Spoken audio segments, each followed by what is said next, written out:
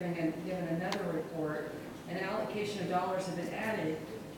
I'm trying to understand.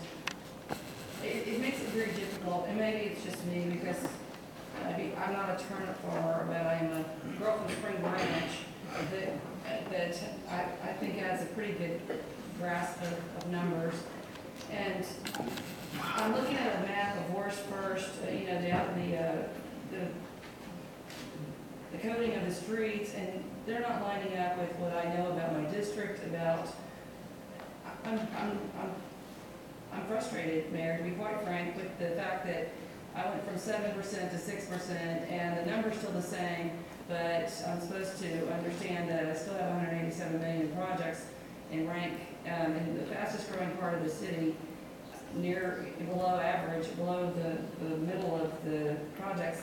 You know, we spent $9 million on the inland golf course in our first term, and that money got bumped up completely off the radar. And I mean, waiting, we talk about the TERS. The north side of I-10, that's how that TERS was created, because of what was happening or not happening on the north side of I-10. And now 14 years later, I'm finally getting my projects queued up in Spring Branch, and people are threatening to, pull the money from the TERS. Well, the south side of I-10, developers got all their projects, everything's in place, and now finally we're getting our projects, and people are talking about saying, well, you need to allocate less for that area because you've got the benefit of those dollars. Well, if not for the TERS, we wouldn't have those dollars, first of all. Second of all, I can assure you that we've been begging for Long Point since Helen Ewing was in office to get done, and I just got that project finally finished since I got back in office. So, Councilmember Martin, I feel your pain. I've been at this for a long time. I know my projects, and I'm looking at, I don't have any vertical, as you said. Minglewood got bumped, which we're working through that, and I appreciate Public Works. They've gone above and beyond there. I'm not saying that. That's not what this is about. Director took a tour with me of the district. He's done a fabulous job, and I miss customer service. And when we're talking about the project that is an NSR project that was committed to you by this mayor to continue and stay in place prior to rebuild projects, and this last flooded the young lady's house that we're standing in her driveway. She bought the house 2 weeks earlier with the understanding that there was a project coming. She took a chance, but she took a chance.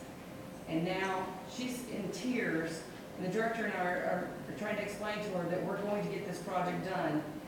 I don't understand how we justify this to our constituents. And once again, I don't have the museums. I don't have all these other things. So when we're playing these games about who's got what, I try to stay out of that and do the right thing. But this is if you're going to start comparing who's got what, then you make sure you've got who's got what total, as far as total investments of tax dollars, not just CIP. Because if you go to one particular district that's got the highest allocation, they also have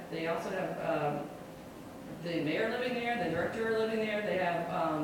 They have all the museums there. They have all the allocations of other sources. So I really don't want to go down that path, but don't put me in this position where I'm fighting for projects.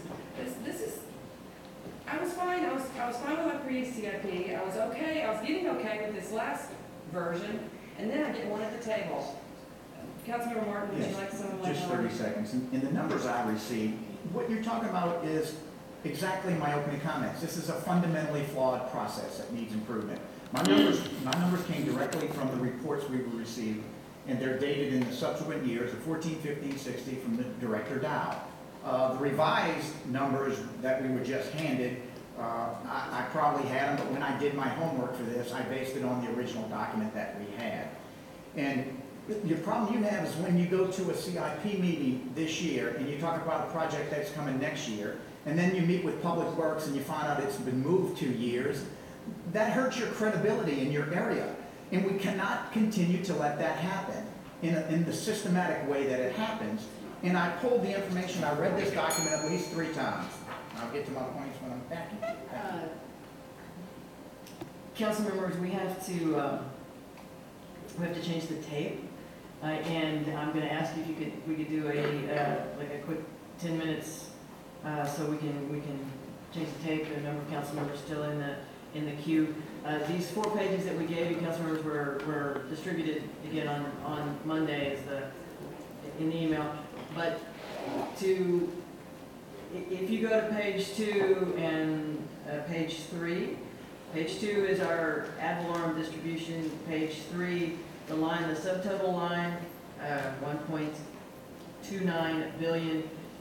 The total non-TERS, non-enterprise fund distribution is $2.2 billion.